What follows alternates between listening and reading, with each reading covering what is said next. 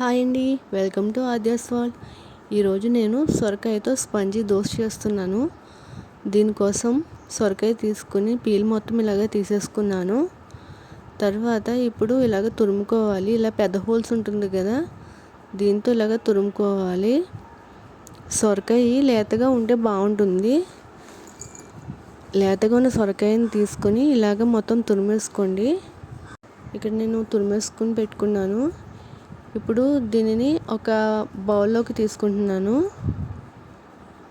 ఒక బౌల్లోకి ఇలాగ మొత్తం తీసేసుకొని దీంట్లోకి నేను ముందుగా కట్ చేసి పెట్టుకున్న ఆనియన్స్, అలాగే పచ్చిమిర్చి, అలాగే కొంచెం సాల్ట్, ఈ మూడు వేసి కలుపుతున్నాను. ఆ సాల్ట్ వేయడం వల్ల మనకి సొరకాయలో నుంచి వాటర్ అనేది వచ్చేస్తుంది. ఇలాగ ముందుగా కలుపుకొని పక్కన పెట్టుకుంటే, తర్వాత ఒక మిక్సీ జార్లోకి 1 గంట ముందు నానబెట్టుకున్న రైస్ వేసుకుంటున్నాను. ఒక 2 టేబుల్ స్పూన్ల వరకు రైస్, అలాగే కొంచెం అల్లం, అలాగే బాయిల్ చేసుకున్న ఒక పొటాటో వేస్తున్నాను, ఆలుగడ్డ. తర్వాత 3 మిరియాల వరకు వేసాను. అది మీ స్పైస్ని బట్టి వేసుకోవాలి. ఇప్పుడు ఇందులో నుంచి వాటర్ వస్తుంది చూడండి. సొరకాయలో నేను ముందుగా సాల్ట్ యాడ్ చేశాను కదా, ఇప్పుడు ఇది మొత్తం గట్టిగా పిండేస్తున్నాను. ఇది గట్టిగా పిండేసుకొని ఈ పల్ప్ మొత్తం వేరే బౌల్లోకి తీసుకుంటున్నాను.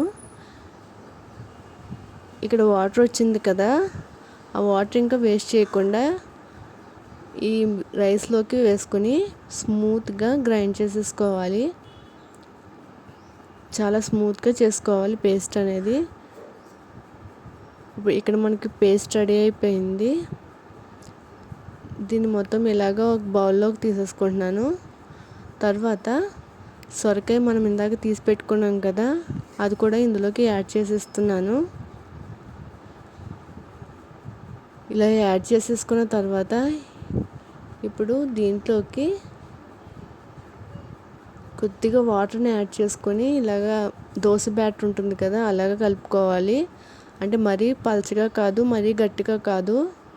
అలా కలుపుకున్న తర్వాత దీంట్లోకి 1 టేబుల్ స్పూన్ వరకు కర్డ్ వేసుకుంటున్నాను, అలాగే కొత్తిమీర. ఈ 2 వేసుకున్న తర్వాత కొంచెం సాల్ట్, అంటే మనం సొరకాయలో కూడా వేసుకున్నాం కాబట్టి కొంచెం సాల్ట్ సరిపోతుంది. తర్వాత కొంచెం జీలకర్ర, ఇవన్నీ వేసుకొని బాగా కలుపుకోవాలి. ఇక్కడ కొంచెం వంట సోడా కూడా యాడ్ చేసుకోవాలి. నేను ఆ క్లిప్ యాడ్ చేయడం మర్చిపోయాను. వంట సోడా కూడా కలుపుకున్న తర్వాత ఇలాగా దోశ వేసేసుకోవాలి. దీన్ని మరీ దోశలాగా ఎక్కువగా తిప్పకూడదు. కొద్దిగా స్ప్రెడ్ చేసుకొని కొంచెం ఈ మాత్రం మందంగా వేసుకుంటే సరిపోతుంది. మరీ మందంగా కాకుండా మరీ పలచగా కాకుండా వేసుకుంటే సొరకాయతో స్పంజీ దోశ రెడీ అయిపోయింది. ఎలా ఉందో కమెంట్ చేసి చెప్పండి. బాయ్.